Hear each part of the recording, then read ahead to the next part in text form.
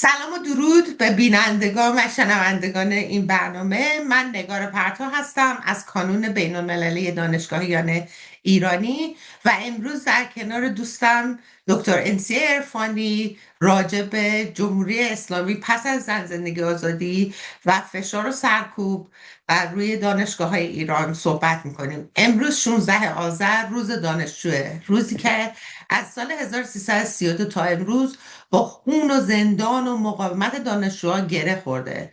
در این نیم ساعتی که ما با هم برنامه داریم میخوایم از دانشگاه بعد از خیزش زن زندگی آزادی حرف بزنیم، از دانشجوهایی که امروز در زندانند، از هزینه‌ای که دانشگاه ها برای مقاومت دارن میدن و از نقش ما دانشگاهیان در تبعید برای اینکه این صدا خاموش نشه. این چیز که امروز میشنوین در برنامه یه گزارش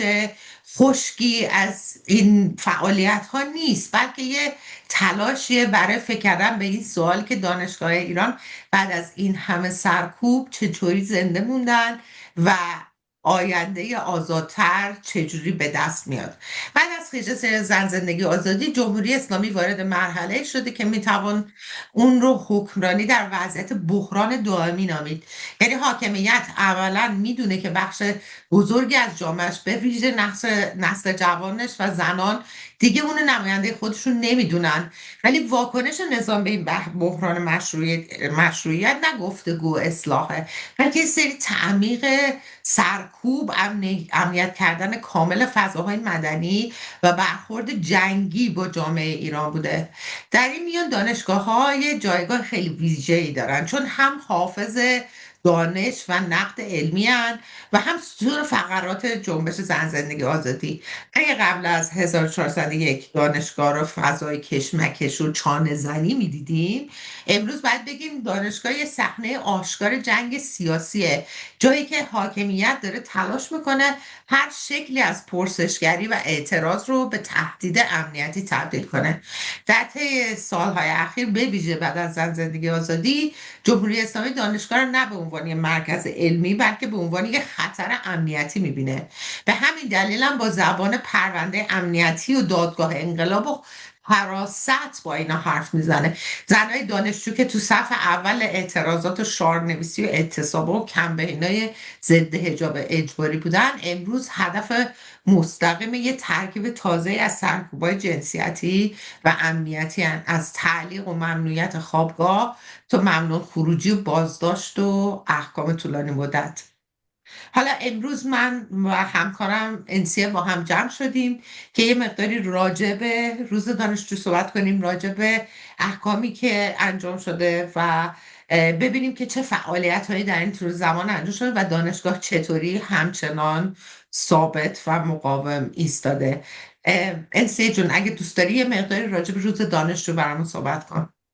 سلام نگار جون، خیلی ممنون از اینکه وقت گذاشتی که با هم دیگه راجع به این موضوع صحبت بکنیم. اشاره کردی به کانون بین‌المللی دانشگاهیان ایرانی که دوستی ما هم از همونجا شروع شد. من واقعا خوشحالم که بالاخره بعد از 40 و خورده ای سال بعد از اتفاقات زن زندگی آزادی بالاخره تونستیم ما افرادی که خارج از ایران جزو جامعه آکادمیک خارج از ایران هستیم دور هم دیگه جمع بشیم و یک کانونی از دانشگاهیان ایرانی خارج از کشور تأسیس بکنیم با دو تا هدف خیلی منسجم و مشخص. یکی اینکه صدای دانشگاه‌های ایران باشیم بعد از سرکوب‌هایی که اتفاق افتاد، که البته بعد از شروع کردن کار متوجه شدیم که اون سرکوب‌های دنبال داری هستن که از زمان انقلاب شروع شده و یه سری مطالعاتی هم راجع به این زمینه انجام دادیم و هدف دوم من این بود که عملاً یک جامعه از دانشگاهیان رو داشته باشیم، چون میدونستیم که در آینده جمهوری بعد از گذار از جمهوری اسلامی ما دانش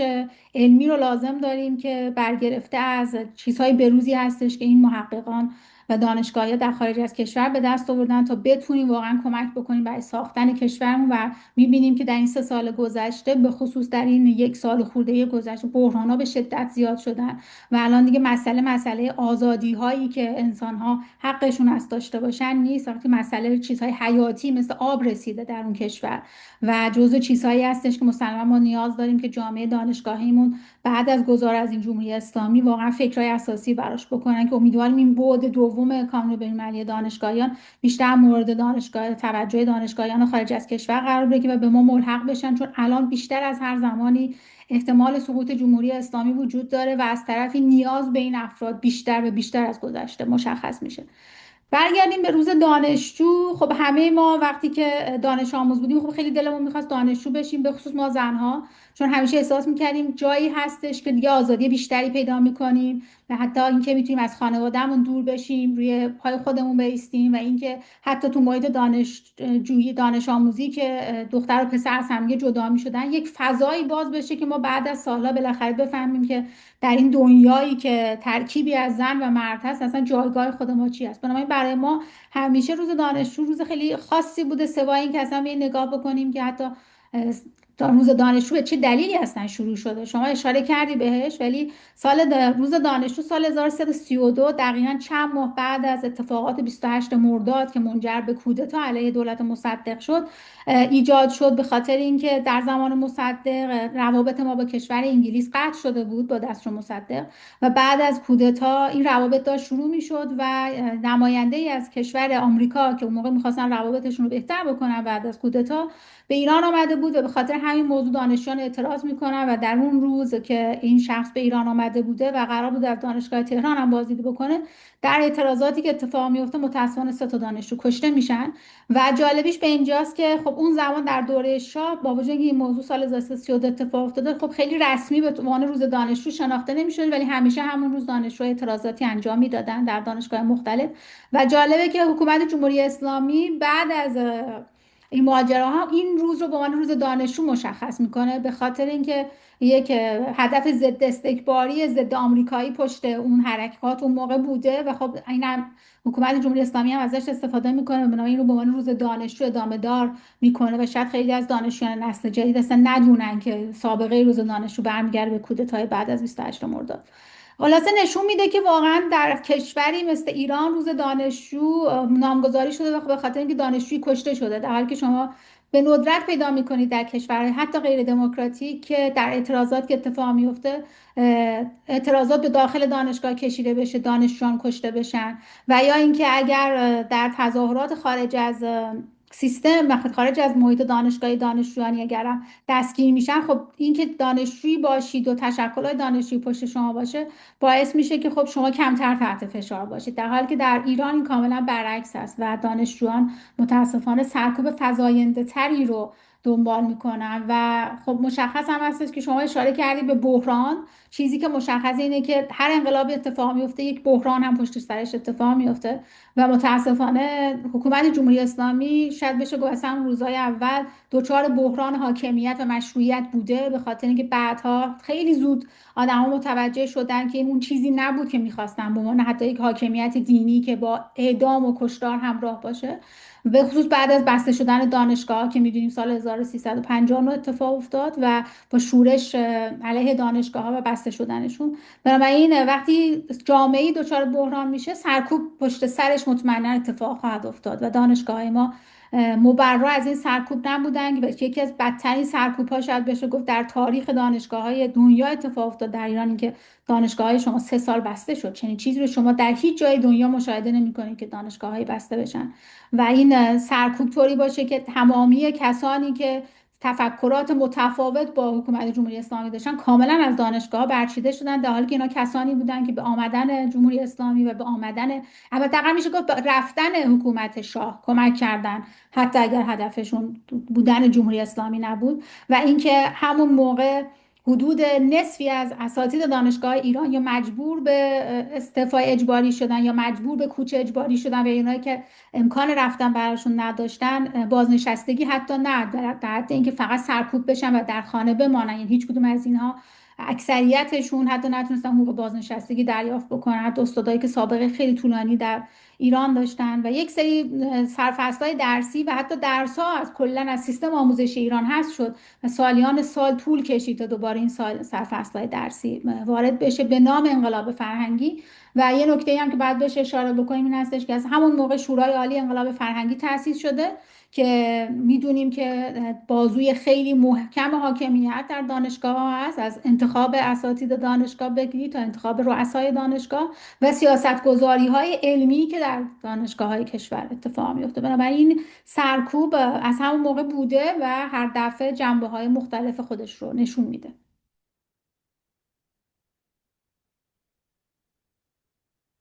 خب تو طول این مدتی به خصوص من و تو انسیجو خیلی درگیر گزارش جمع کردن بودیم و در حقیقت مکتوب کردن مشکلاتی که برای بچه ها به وجود اومده، هم اساتیدی که تعلیق و اخراج شدن، هم دانشجوهایی که تعلیق و اخراج شدن و زندان شدن به بهانه های واقعا واهی. و من تو طول این مدتی که ما با هم داشتیم کار میکردیم یه چند مدلی رو پیدا کردم، یه پترنایی که جمهوری اسلامی استفاده میکنه و در تکمیل گزارش تو، حالا به اضافه اینکه در دوره از سالهای 60 و بعدش دانشجوها همیشه مورد تهاجم حکومت بودن. فجایعی که اتفاق افتاد در طول دوران دهه 60 و بعدش با زندانی کردن، شکنجه، اعدام بسیاری از دانشجوهایی که واقعا هیچ گناهی نداشتن غیر از اینکه فقط یه عقیده متفاوت داشتن با عقیده دیگران. و من فکر میکنم که الان دقیقا برگشتیم به یه سیستمی که هر گونه واکنش عادی در دانشگاه هم به عنوان یک جرم انگاری میشه از طرف حکومت. یعنی مثلا اگه یه جلسه کتابخونی داشته باشن، یه کسی بیانیه صنفی بده، حتی مثلا تو این موارد که ما مکتوب کردیم، حتی یه موقع های استوری های اینستاگرام هم میتونه به عنوان اقدام علیه امنیت ملی و اینا ترجمه بشه. یه تیترای خیلی وحشتناک روش میذارن و اینو به خاطر این حذف سیستماتیک صداهای منتقد از طریق اخراج اساتید میکنن، طریق فعالان محیط زیست، فعالان اجتماعی، بستن تشکل‌ها. یعنی اینکه عملا دانشگاه رو از ظرفیت گفتگو میخوان تهی کنن. و اینکه یه پترن دیگه هم که شما من تو خیلی متوجه شدیم، اینه که پیوند زدن دانشگاه از همون اوایل انقلاب به ادبیات جنگ ترکیبی و بعدها عوض شد براندازی نرم و به دانشجو به جای شهروند به عنوان پروژه دشمن راجع به دانشگاه ها صحبت میکنن. یعنی این منطق زندان و شکنجه یه منطق استثنایی نیست که الان داره اجرا میشه، بلکه شده یه ابزار روزمره مدیریت دانشگاه. و من فکر میکنم در همین موقع است که ما میتونیم از این هزینه های وحشتناک انسانی و علمی که این سرکوب تولید میکنه ما راجبش صحبت کنیم. ولی اگه من بخوام ازت بپرسم یه سوالی راجبه مثلا اینکه وضعیت امسال دانشگاه ها رو اگه بخوای با چند جمله بر ما صحبت کنی، چه چیزایی به نظرت برجسته بوده؟ یعنی مهمترین شکل‌های سرکوب در محیط‌های دانشگاه چی بوده که متوجه شدی توی مکتوب کردن این گزارش‌ها؟ این خوبه به گزارش های اشاره کردی، به خاطر اینکه یکی از کارهای خیلی خوبی که ما توی کانون انجام دادیم این بود که واقعا یه گزارش مستندی از اتفاقاتی که حداقل بعد از زن زندگی آزادی اتفاق افتاد داشته باشیم. و یادم میاد که تقریبا همین حوالی بود که ما دیگه شروع کردیم به گزارش ها رو تهیه کردن، چون خبرهای خیلی بدی میومد، تعداد دانشجوی دستگیر شده و زندانی شده و اینکه ماهای متمادی تو دانشگاه موندن، از شهریور تعدادشون حتی تا عید اون سال بودن. و گزارش های ما نشون داد که بیشتر از 1000 تا دانشجو در دستگیر شدن، دانشگاه مختلف. ما آمار این دانشگاه ها رو داریم که مثلا دانشگاه تهران صدر این گزارش ها بودن. و اینکه حملات شدیدی توی دانشگاه اتفاق افتاد، گارد نظامی و اینها وارد دانشگاه شده، حتی لباس شخصی ها که ماجرای دانشگاه شریف رو دیگه همه یادشون هست که مهر ماه سال 1401 اتفاق افتاد. و اینکه بین تظاهر کننده ها تعداد زیادی دانشجو وجود داشتن که کشته شدن. حداقل آمار رسمی که ما تونستیم به دست بیاریم، مثلا حاکمیت همیشه انکار میکنه، و این نزدیک بیشتر از 20 دانشجو جزو تظاهر کنندگان بودن که کشته شدن. سوای اینکه خب تعداد کسان کشته شده در انقلاب زن زندگی آزادی واقعا به طور رسمی هیچ وقت مشخص نشده چقدر هست. این سرکوبا وجود داشته و همیشه هم به روش‌های مختلفی وجود داشته. اینکه در 3 سال گذشته چه اتفاقی افتاده این هستش که حاکمیت خود سعی میکنه که جو دانشگاه ها رو آروم نگه داره با سرکوب بیشتر. اینکه اگر یک حتی وقتی ما داشتیم که آمار حتی اساتیدی که همکاری نکردن با سیستم خود دانشگاه، که لیست دانشجویانی که توی اعتصابات دانشجویی شرکت کردن بعد از زندگی آزادی که اسم این دانشجو رو بدن، متوجه شدیم که حتی همین افراد اخراج شدن. صرف فقط ندادن لیست یک دانشجو باعث شده که خیلی از شغلشون از دست دادن یا حمایت بکنن از دانشجویانی که جزو دستگیر شده ها بودن، دنبال پروندهشون باشن چی بوده. و خب متاسفانه این وسط هم باید بگیم که سیستم ایران همیشه سعی کرده که یک سری از اساتید رو وارد این جرگه بکنه که جزء اساتید انقلابی حساب بشن و مسلماً این افراد جزء کسایی هستن در بدن دانشگاه که همیشه گزارش میدادن به حراست دانشگاه و نهاد رهبری که تو همه دانشگاه بدون استثنا تأسیس شده. و حتی بعد از انقلاب زن زندگی آزادی ما شنیدیم که وزیر وقت علوم اون موقع زلفیگل بیان کرد که از این بعد حتی نیروهای نظامی دفتر خواهند داشت در دانشگاه، که به نظر میاد نتونستن این کار عملی بکنن. بهانهشون این بود که به خاطر سیستم سربازی دانشجویان پسر میخوان این کار رو انجام بدن. تا جایی که من اطلاع دارم این کار رو نتونستن انجام بدن چون به این نتیجه رسیدن که احتمالاً خیلی جو دیگه خیلی نظامی و اینها میشه. ولی خب سرکوب همیشه وجود داشته. گفتم همیشه سعی کردن که اساتید انقلابی، اساتیدی که واقعا سواد علمی ندارن، فقط صرف این که از حاکمیت حمایت میکنن، به خصوص در یک سری رشته‌های خاص مثل علوم انسانی که خودت خیلی واضح تر از من میدونی که همیشه بیشتر تحت فشار بوده، رو وارد سیستم دانشگاهی بکنن. و خب این افراد خب با وجود اینکه تعدادی از این اساتید به خاطر جنبش زن زندگی آزادی اخراج شدن، میتونسته بستر مناسبی باشه برای حاکمیت. ولی مسئله اینجاست که تو این 3 سال گذشته اونقدر بحران مالی حاکمیت بالا رفته که حتی اساتیدی که خواسته تو این دوره که آمارش رو خیلی میشنویم که تعداد اساتیدی که تو این 3 سال گذشته از ایران رفتن چقدر بوده، این جزء آماری هستش خود حاکمیت داره اعلام میکنه. هنوز وقتی شما به وبسایت های دانشگاه مختلف برید، با وجود اینکه میدید اون همکارتون حتی به طور موقت دیگه ایران نیست و برای کار تحقیقاتی یک موقعیت چند ساله کوتاهی پیدا کرده که رفته، حتی اسم اون آدم رو تو سیستم نگه میدارن چون نمیخوان نشون بدن که این اساتید از بدنه دانشگاه حذف شدن، چون خب نشون میده که واقعا بحران چقدر شدید هست. و از طرف دیگه با وجود اینکه میدید تو بعضی از دانشگاه یک سری از اساتید اخراج شدن، دانشگاه توانایی این رو ندارن که استاد در جدید استخدام بکنن و این مسئله معیشت مالی و اینها در حتی اساتید دانشگاه رو هم درگیر کرده. حتی چند وقت گذشته رئیس دانشگاه شریف صحبت میکرد راجع به حقوقی که اساتید دانشگاه میگن و چقدر چیز فاجعه آمیزی هست که حاکمیت حتی نمیتونه اون کسانی رو که جزو خودشون هست رو بیاره دانشگاه با این حقوق بتونه تو دانشگاه نگه داره. و حتی این سرکوب همیشه دیدیم که شامل کسانی میشه که حتی خارج از ایران هم رفتن. همیشه کسانی که از ایران رفتن بیرون، چه دانشجو چه استاد، همیشه برچسب خائن بودن، برچسب اینکه به کشورشون خدمت نکردن، برچسب اینکه دارن به اجنبی خدمت میکنن، نمیدونم به خاطر دلار و اینجور چیزا رفتن، همیشه بوده. و دیدیم هم که یک سری از افرادی که اون طرف کار کردن و توی پروژه های خاص و به نظر خاص و حساس نظر حاکمیت، در حالی که این طرف دنیا دارن کار عادی یک محقق علمی رو انجام میدن توی دانشگاه‌های معمولی و نه دانشگاه خیلی خاص، چون میدونیم که ایرانی ها این ورم تحت فشار هستن و تو پروژه های خاص کشورها مطمئنا مشارکت داده نمیشن. ولی خب جزو چیزایی هستش که حاکمیت حتی این افرادی رو که خارج از ایران رفتن رو هم تحت فشار قرار میده، چه دانشجو و چه استادی که این طرف است. و خیلی از ماها میدونیم که در تبعید اجباری زندگی میکنیم، یعنی با وجود اینکه دلمون میخواد برگردیم و شاید هیچ پرونده خاص سیاسی هم در کشور نداریم، به خصوص در این 3 سال گذشته خیلی از دانشجوها و خیلی از اساتیدی که خارج از ایران هستن میترسن دیگه برگردن ایران، چون نگران هستن که مبادا موضوعی که دارن روش کار میکنن وقتی یک حاکمیتی میتونه کسانی که خارج از ایران هستن رو اینقدر رصد بکنه که وقتی وارد فرودگاه میشین بدونن شما کی هستید، مسلما باید در نظر گرفت که چه فشار شدیدی روی کسانی هستش که در داخل ایران هستن. ما همین 2 3 روز گذشته حکم دوباره زندان متحرگونه رو شنیدیم که برای 21 ماه دوباره حکم زندان گرفته به خاطر این صرف این که فقط نخواسته با حاکمیت همکاری بکنه و چسبایی مثل توهین به رهبری، اشاعه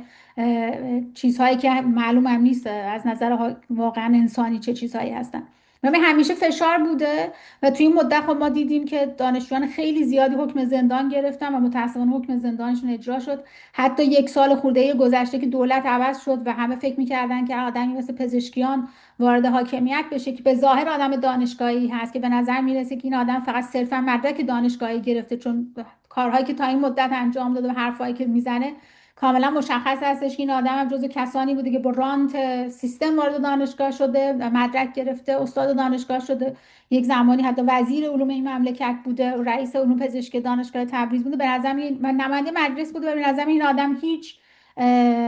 توانمندی مدیریتی، هیچ حتی برای یک اداره کردن یک دانشگاه نداره. همه فکر میکردن که جو باز میشه، اوضاع تغییر پیدا میکنه، یک فضایی باز شده به اصلاح طلبات دادش. حتی موقع یادم میاد ما یک مقاله در نیچر از طرف کانون چاپ کردیم که گوشزد بکنیم به جامعه علمی دنیا که فکر نکنید واقعا داره شرایط بهتر میشه که شروع بکنید به روابط علمیتون رو با ایران درست کردن. و دیدیم که هنوز هم حتی هفته گذشته خود حاکمیت روزنامه شرق مقاله رو چاپ کرده که حتی نصف اون اساتیدی که قول داده شده بود که اخراج شدن به بهانه‌های واهی برگردن به دانشگاه هنوز برنگشتن. و خب این مسلما شامل دانشجویان اخراج شدن میشه، به خصوص که در مورد دانشجوها حکمایی که قرار بدن، یعنی که عفوشون بکنن عملا به خاطر کار نکرده، عملا هم معنی نداشت، به خاطر اینکه اکثر این دانشجوها دوره‌های تعلیقشون رو تا زمانی که دولت عوض بشن انجام داده بودن. حکمای یک ماه، یک ترم، دو ترم یا سه ترم تعلیقشون گذشته بود و بنابراین اصلا اگر قانونی هم تصویب میشد که همه اینا بخشوده بشن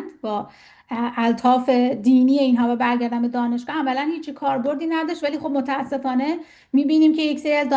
دانشجوهایی که سنوات خوردن، سالهای تحصیلیشون گذشته بر اساس قانون حاکمیت، که الان در شرایط این هستن که دیگه نمیتونن برگردن دوباره تحصیلشون ادامه بدن با وجود اینکه دورهای تحلیلشون گذشتن ولی سنواتشون اضافه شده. و خب متاسفانه حاکمیت بر این هم کاری نمیکنه که تعداد این دانشجوها کم هم نیست. بنابراین این فشار و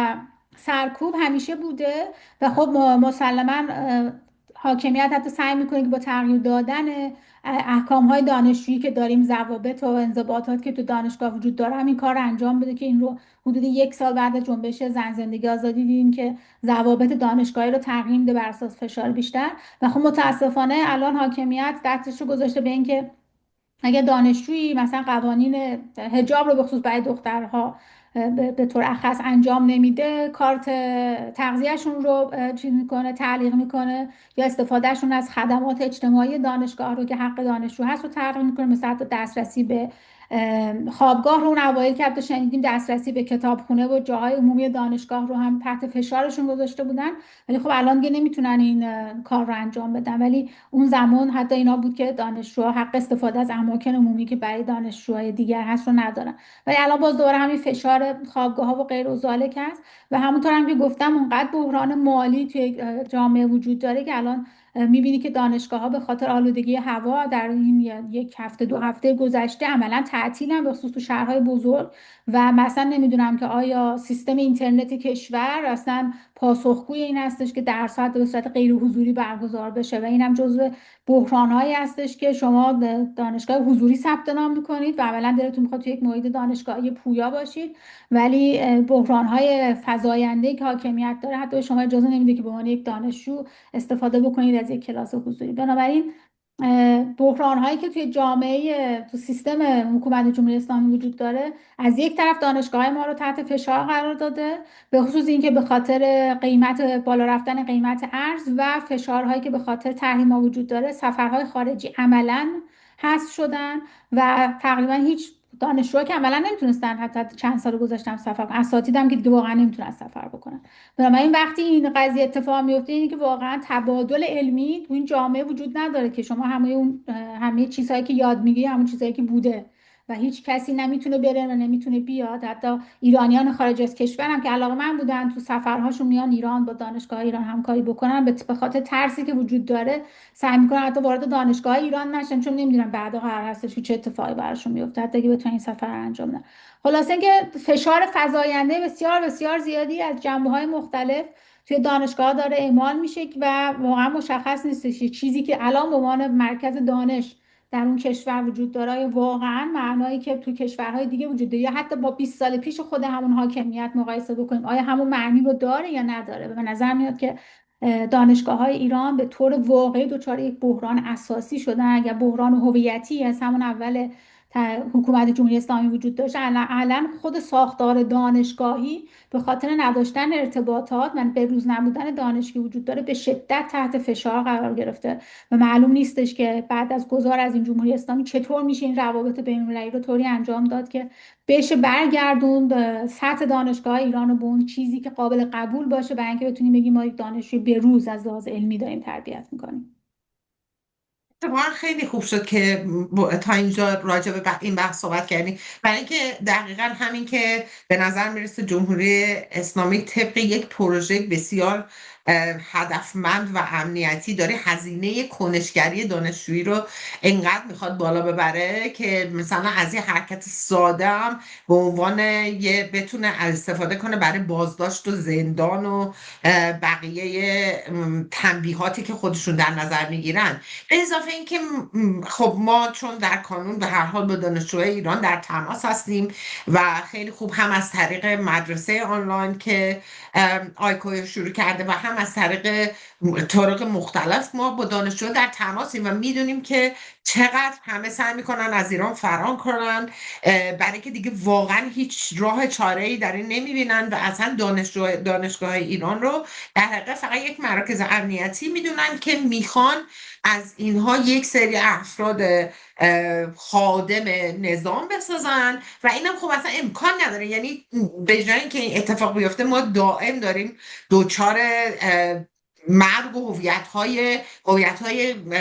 قاطی پاتی میشیم که جمهوری اسلامی هیچ وقت نمیتونه درستشون کنه. عین یک کلاف سردرگم شده. مثلا الان در همین چند سال پیش ما به صورت کلی بسیار زیاد بازداشت‌های خودسرانه و هدفمند داریم که واقعا بعد از مسالمت‌های اتفاقات فعالیت‌های کاملا مسالمت‌آمیز هم اتفاق میفته. اتفاقا یه اشاره کردی سی جون به زنان و دانشجوهای خانومی که بر اساس حجاب اجباری مبارزه میکنن و در زمانی که ما داریم این گزارش ها رو مینویسیم و مکتوب میکنیم این کاملا به چشم میاد که تعداد بسیار زیادی از این دانشجوهایی که مثلا از تحصیل محروم میشن برای مدتی یا از امکانات رفاهی محروم میشن همشون به خاطر خانومن و به خاطر حجاب. یعنی یه سری تبعیضات جنسیتی و یه سری تبعیضات مذهبی خب بر علیه بهائی‌ها، اونایی که بی خودان و بی مذهبن اصلا نمیتونن عقایدشون رو بیان کنن. اگر کسایی هستن که مذهبشون رو عوض کردن یا دینشون رو عوض کردن اصلا نمیتونن عنوان کنن. یعنی یه فضای خفقان از این مدلی. هویت‌های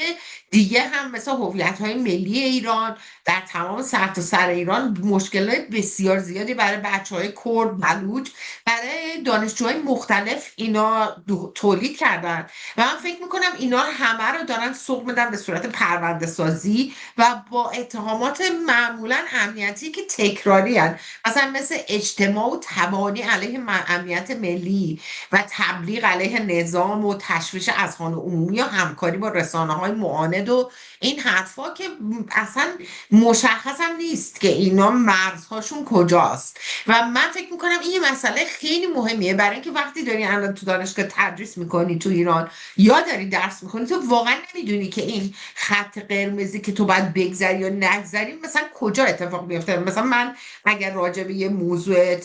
خیلی او در زمینه علوم انسانی مثلا صحبت کنم سر کلاس مثلا هیچ اشاره به ایران نکنم باز این مجبور نمیشه، مفهومش نیست که من میتونم امن باشم. یعنی حتما ممکنه این اتفاق بیفته که من از سر کلاس برم بیرون و دستگیر بشم یا اینکه یک کسی رو بذارن که سر کلاس که خبر بدن و این صدور احکام سنگین و نامتناسبی که جمهوری اسلامی داره انجام میده از حبس‌های طولانی تا محرومیت تحصیل و ممنوع خروجی و تبعید به شهرهای دور. من نگاه میکردم حتی گاهی وقتا مجازات های تکمیلی هم اضافه میکنن برای اینکه مثلا دانشجوها رو از هر گونه امکان شغلی و تحصیلی آینده محروم کنن. همین هفته پیش آیلتس هم تو ایران بسته شد و دیگه انجام نمیشه. خب این باعث بشه بسیاری از بچه‌ها یه جوری احساس گیر افتادن تو ایران، نمیتونن بیان بیرون، نمیتونن تو ایران بمونن، به خصوص اینکه فعالیت‌های منطقه‌ای جامعه بسیار مخرب جمهوری اسلامی و اونا همین جوری ماها رو با از نظر شهروندان محرومی باعث تبعیض میشه علیه ما در جهان، چه برسه به این که دیگه خود جمهوری اسلامی هم باعث بشه که آیلتس هم بسته بشه. دلار الان از مرز 120,000 تومان گذشته، این خودش باعث میشه خیلی از بچه‌ها دیگه نتونن از ایران بیان بیرون، خیلی از استادا نتونن از ایران بیان بیرون. به یه جوری به یه روندیه که تصمیم گرفتن انگار مثل این که دانشگاه ها رو تبدیل به زندان کردن. توی این گزارش که ما جدیدن نوشتیم، من مرتب احضارهای مکرر، الان به متحره اشاره کردی تو صحبتات، همین احضارهای مکرر به حراست، نهادهای امنیتی، الان ببین چند تا لایه های امنیتی گذاشتن. یه سری نهادهای امنیتی تو دانشگاه دارن، یه سری کمیته های انضباطی دارن، یه سری بسیج دانشگاه و دانشجویی دارن، یه سری تهدیدهای شفاهی میشه که از طریق مدیران دانشگاه انجام میشه که خیلی هاشون توی همون سیستمی که توضیح دادی از توی خود دل سیستم وارد میشن، توی خود حاکمیت وارد دانشگاه میشن و اونا رو کنترل میکنن. به اضافه اینکه یه مسابقه چاپلوسی هم بین این مدیران ارشد دانشگاه اتفاق میفته که انگار هرچی فضاها رو امنیتی تر کنن بیشتر میتونن مثلا نزدیک بشن به حاکمیت و این براشون خیلی مهمه، برای که میتونن لابد رانت های شخصی بگیرن. الان من فکر میکنم که دانشگاه ها رو میتونیم بگیم که با منطق بازداشت و بازجویی مدیریت میشه و من فکر میکنم نه تنها که این مسئله یک تاثیر بسیار عمیق و منفی بر روی روان دانشجوها و اساتید داره، نه تنها اونایی که بازداشت شدن، خب اونایی که بازداشت شدن و مشکل برشون ایجاد شده که خب این تأثیرات اونو تا تمام عمر همراهشون دارن، ولی من فکر میکنم که برای دانشجوهای دیگه هم اینا تاثیرات منفی داره. یعنی هر روز که میری دانشگاه واقعا نمیدونی چه اتفاقی داره میفته و در این حال برای فضای روانی دانشگاه هم خیلی تاثیر زیادی داره. مثلا تو صندلیایی که تو کلاسایی که مثلا چند تا صندلی خالیه که بچه ها میدونن اینا مال دانشجوهای بازجو شده یا تبعیدی هن، این حس ناامنی رو من فکر میکنم به صورت امنیتی دارن هی تشویق میکنن توی دانشگاه، که مثلا دانشجو با خودشون فکر کنه اگه مثلا اون به خاطر یه شعار دستگیر شد من چه خط قرمزی رو نباید رد کنم. و من فکر میکنم این برای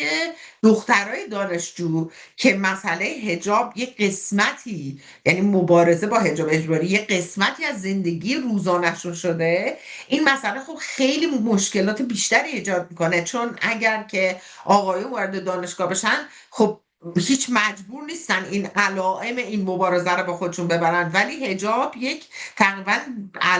علامت خیلی جامع و خیلی عمومه، همه میبینم که شما دارین با این جریان مخالفت میکنین. برای همینم من فکر میکنم که سیستم هم واقعا دوست داره که دانشجوها و دانشگاهیان خود سانسوری کنن و پیش دستانه باعث بشن این خط قرمز و هی در حقیقت هول بدن طرف دانشجوها که خودشون بیشتر رعایت کنن، و یکی اینکه میخوان جنسیتی کنن این هزینه ها رو و که زنان دانشجو، اونایی که با نظم‌ها، حتی آقایانی که با نظم‌های جنسیتی جمهوری اسلامی همسون نیستن، حتی آقایانی که فعالان فمینیستن تا اونایی که تو حوزه جنسیت کار میکنن، میخوان که اینا رو سرکوب مضاعف میکنن. برای اونا بازداشتای فقط جرم سیاسی نمیذارن، براشون تبعیض، زیر سوال بردن نظم پدرسالاری و حجاب اجباری رو بهشون میبندن. و به خاطر همینم مثلا اگر اول این آزادی زنان و پایان دادن به سرکوب جنسیتی یک مطالبه بود که ممکن بود در فضای دانشگاه به عنوان مطالبه فرعی عنوان بشه، الان به عنوان قلب جنبش عنوان شده، جایی که یه تقریبا شعار زن زندگی آزادی یک معنای عینی پیدا میکنه، یعنی معنای پابلیک و عمومی پیدا میکنه و حتی دانشگاه به عنوان فضای نقد و پرسشگری نشون میده که چقدر این سیستم در مقابل اصلاح دقیقا مقاومت میکنه و چطوری همین جنگ در دانشگاه ها باعث آگاهی عمومی و باز شدن فضای عمومی میشه که ما الان تو این چند وقت دیدیم، همونطور که خودت گفتی نتونستن پایگاه های نظامی رو تو دانشگاه ها درست کنن. پروژه امنیتیشون، مسائل هویت ملی خیلی بزرگ شده برای دانشجوها و در مقابلش وای میسن. مسائل مذهبی دیگه اون اهمیت رو از دست دادن و مثلا انتقادات مذهبی بسیار زیاد حتی در فضای عمومی داره الان مطرح میشه. یعنی من احساس میکنم که هر چقدر این جامعه رو دارن هول میدن، کاری که در فضای دانشگاه داره انجام میشه به عنوان مقاومت باعث میشه که این بچه ها بتونن بیشتر آگاهی سازی کنن و اصلا آگاهی عمومی مردم در این زمینه بسیار پیشرفت کرده. و من میخواستم ببینم که و من میخواستم یه سوالی ازت بکنم، ببینم که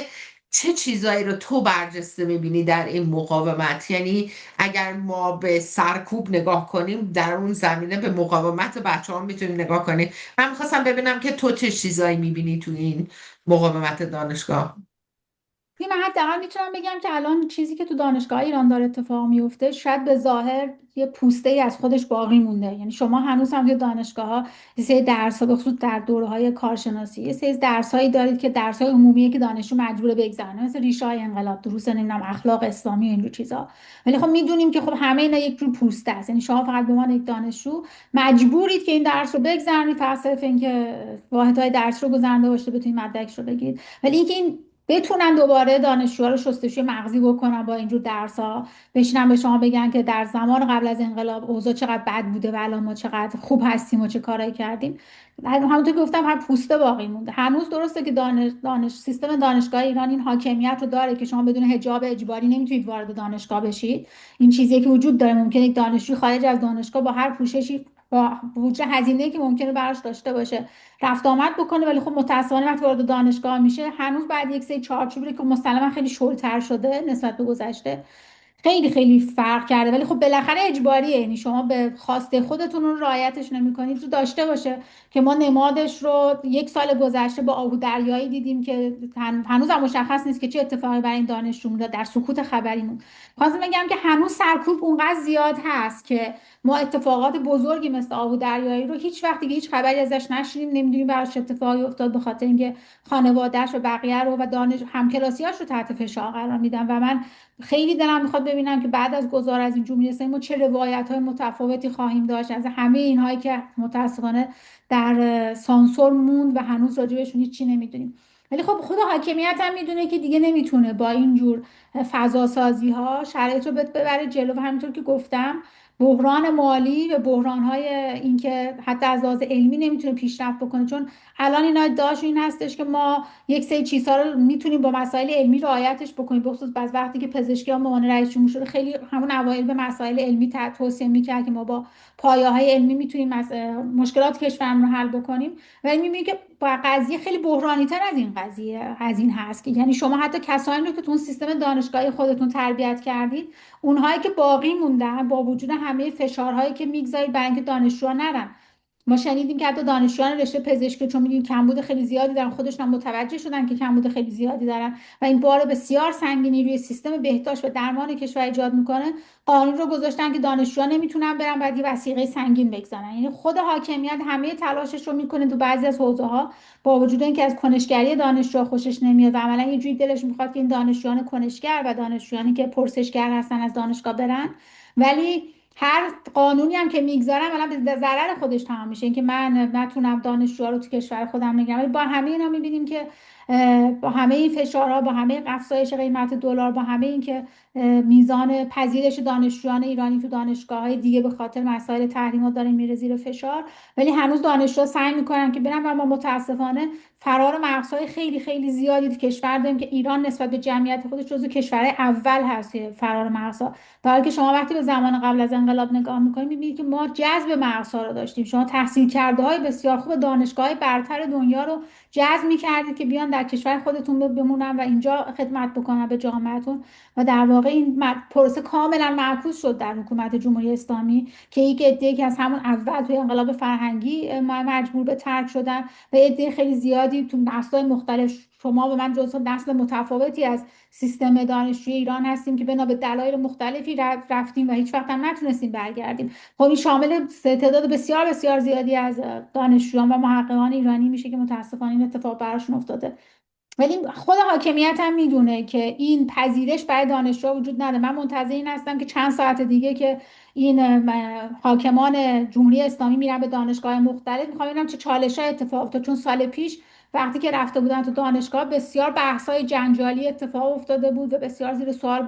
برده بودنشون، با وجود اینکه حتی دانشجویان خاصی رو انتخاب میکنن و این فضاها باز نیست که هر دانشجویی وارد جلسه بشه که این افراد توش حضور دارن. ولی حتی سال پیش دیدیم که خیلی جلسات جنجالی برگزار شد و واقعا دلم میخواد ببینم امسال چجوری خواهد بود. حتی 2 3 روز گذشته یه فیلمی از وزیر علوم در اومد بیرون که دانشگاه تبریز بود و یه کسی میگفتش که انگار نقدی کرده بود و کسی بهش گفته بود که تو گونی میکنیمتون، و این رو داشت وزیر میپرسید که یعنی چی که شما رو تو گونی میکنیم، این چه طرز برخورد تو سیستم دانشگاهی. خواهم بگم که با وجود اینکه حاکمیت مثل همیشه داره ادای این رو در میاره که ما دانشگاه برای ما سنگره نمیدونم فلان هست، ولی هنوز هم واقعا قبول نداره که دانشگاه باید جای پرسشگری باشه و توی همه این سالها تلاش خودش رو کرده با همه فشاری که داشته و با همه نفوذی که توی سیستم دانشگاهی داشته. گفتم شما توی جذب اساتیدتون، توی مصاحبه دانشجویان دکتراتون، توی ارتقای اساتید که وجود داره و تو همه گزینش هایی که میتونسته بگذاره در جاهای مختلف برای ارتقای و اینها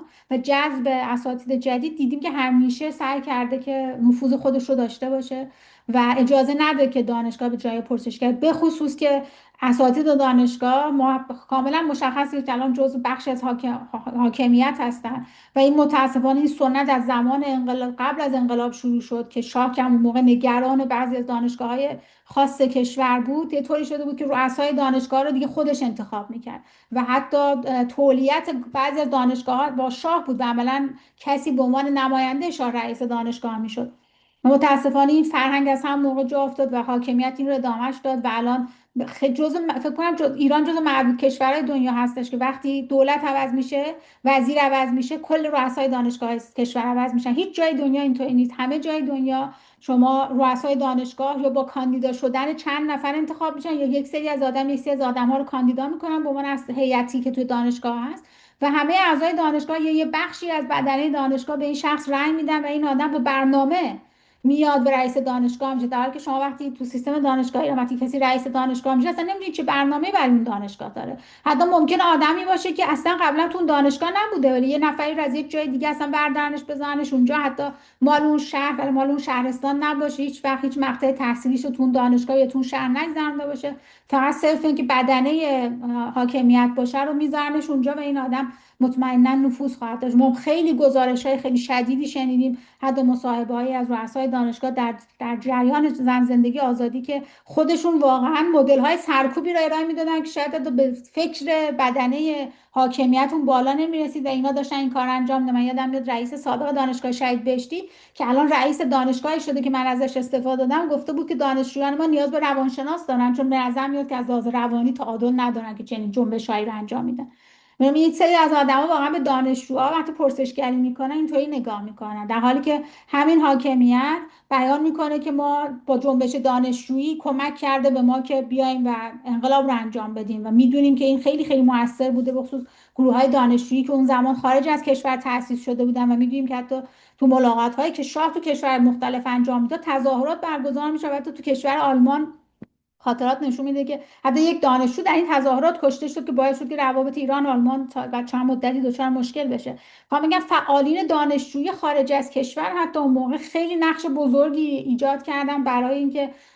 چیزی که از حکومت شاه میشناختن نشون بدن که متاسفانه ما الان چنین چیزی رو، همبستگی رو بین گروه های دانشجوی خارج از کشور نداریم بنا به دلایل مختلف. به خاطر اینکه شما در یک فعال دانشجویی خارج از کشور باشید این به معنی نیستش که هیچ وقت نمیتونید کشورتون برگردید، خانواده‌تون میتونه تحت فشار باشه. خب نمیشه انتظار داشت از یک دانشجوی با سن پایین که بپذیره و با شرایط بحرانی ایران که معلوم نیستش که اصلا تحریما اجازه بدن این دانشجو جایی بمونه یا نه، نمیتونه این ریسک رو بپذیره که دیگه نتونه به کشور خودش برگرده و با خانواده‌اش باشه. بنابراین جنبش های دانشجویی خارج از کشور هم که قبل از انقلاب اینقدر فعال بودن، طوری که میتونستن حاکمیت های کشورهای دیگر رو تحت فشار بگذارن به خاطر روابطشون با دوره قبلی، الان ما چنین جنبش هایی رو متاسفانه نمیتونیم ببینیم که این فشار حتی روی اساتید هم وجود داره که همونطور گفتم خیلی هاشون اومدن دستگیر شدن به عنوان دو تابعیت ها. ما بین این دو تابعیتی هایی که اومدن ایران و دستگیر شدن خیلی زیادیشون جز اساتید دانشگاه های مختلف بودن که حتی تو رشتهشون حتی رشته هایی نبوده که به درد حاکمیت میخورده، ولی صرف این که به عنوان گروگان گرفته بشن ازشون استفاده شده. خلاصه که این سیستم همه تلاشش رو داره میکنه، همونطور که گفتی تبعیض‌های جنسیتی وجود داره، تبعیضات قومیتی و حتی دینی راجع به بهائی‌ها که شنیدیم که متاسفانه فشار روی این جامعه اونقدر زیاد شده که حتی کمیسیون اروپا چند وقت گذشته به شدت این رو محکوم کرد که نباید اینطوری باشه. ما حتی کسایی رو میدونیم که الان خارج از کشور هستن و جزو جامعه بهایی هستن، جزو جامعه دانشگاهی، متأسفانه نمیتونن برگردن به کشورشون. و اینکه سیستم همیشه کارهای جدید رو شروع میکنه برای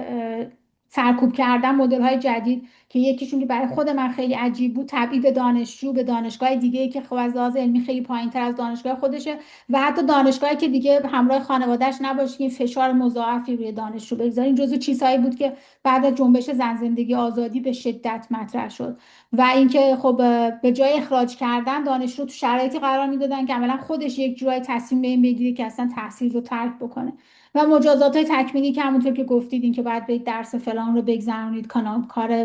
دینی رو انجام بدید و اینها، عملا یک جورایی یا عدم فعالیت در شبکه‌های اجتماعی که خیلی هاشون از این حکم‌ها گرفتن که نباید در هیچ شبکه اجتماعی فعال باشن. اینا مدل های جدید سرکوب هستن که بعد از جنبش زن زندگی آزادی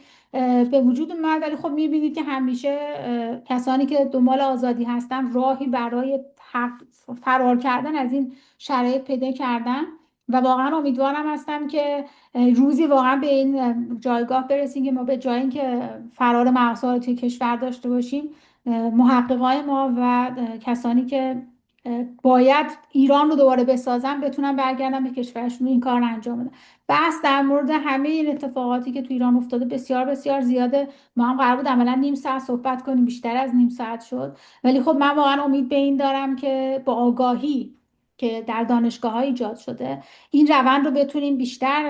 بهتر ببریمشون جلو. فقط یک نگرانی همیشه در من وجود داره که ما توی سیستم دانشگاهیمون هیچ وقت یاد نگرفتیم که چه جور تعامل درست بکنیم، چطور خوب گفتگو بکنیم و این روزها خیلی به این فکر میکنم که چطور میتونیم در آینده یک آشتی ملی داشته باشیم. این چیزی که ما خیلی از افراد جامعهمون یاد نگرفتن و خب دانشگاهیامون هم یاد نگرفتن و خیلی توصیه میکنم که به دانشجو برن و تاریخ کشورهای مختلفی رو که شرایطی مثل ایران رو داشتن رو مطالعه کنن، ببینن چطور اونها تونستن از این بحران هویتی بعد از تغییر پیدا کردن عبور بکنن و چطور تونستن به یک آشتی ملی برسن که دیگه درگیری های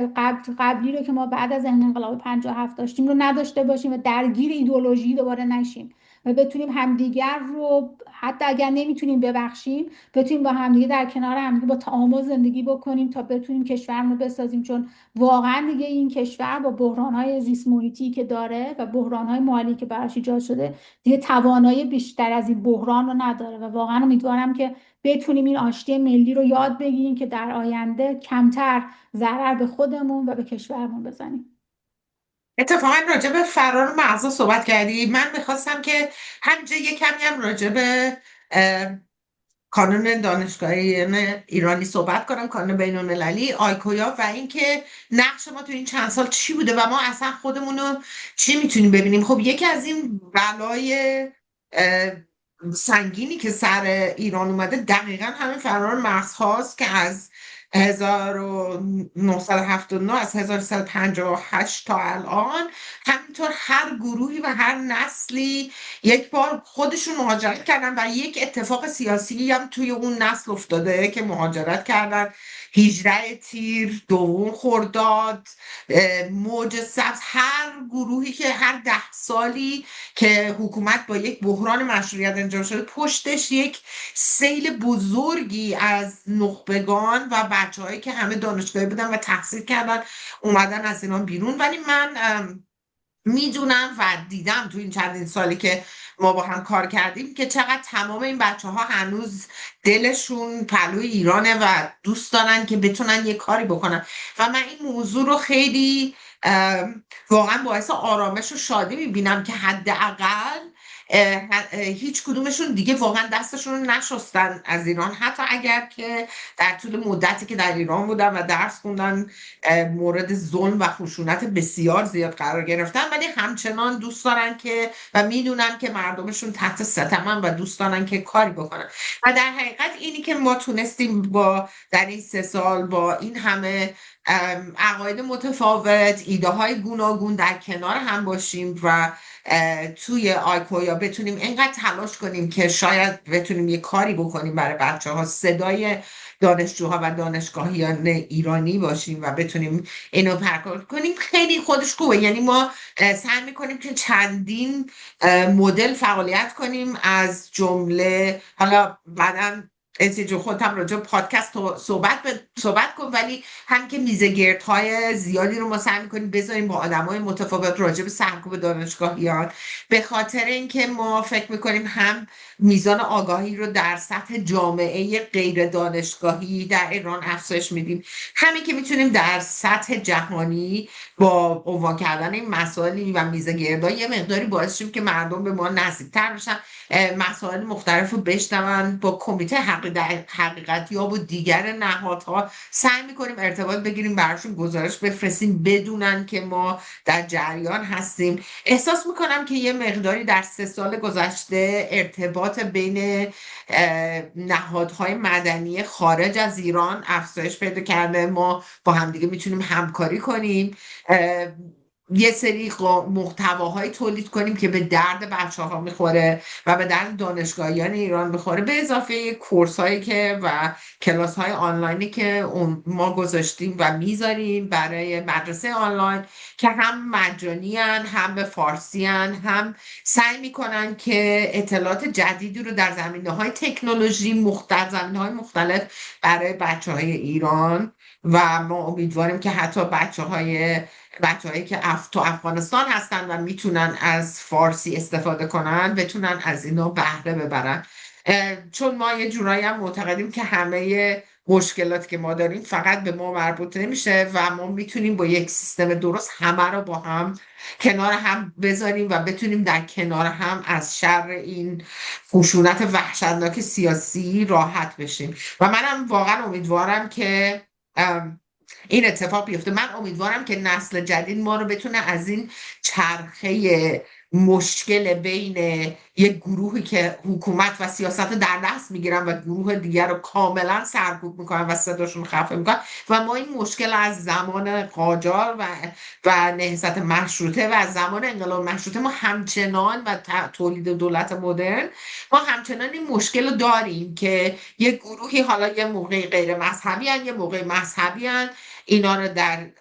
حکومت‌های تک محوری و فردی درست میکنن و صدای دیگری رو خاموش میکنن. و من فکر میکنم که یه مقدار ترس شدید جامعه مدنی ایران تا یه مدتی هم مال همین بود، به خاطر اینکه سال 57 هم واقعا کسی فکر نمیکرد، اونایی که در انقلاب اون موقع شرکت میکردن واقعا فکر نمیکردن که از یه حکومت تک صدایی که البته بیشتر مشکلاتش در زمینه سیاست بود، یعنی مردم حداقل تو اون زمان آزادی اجتماعی اینا داشتن، الان برسن به یک حکومت دیکتاتوری مذهبی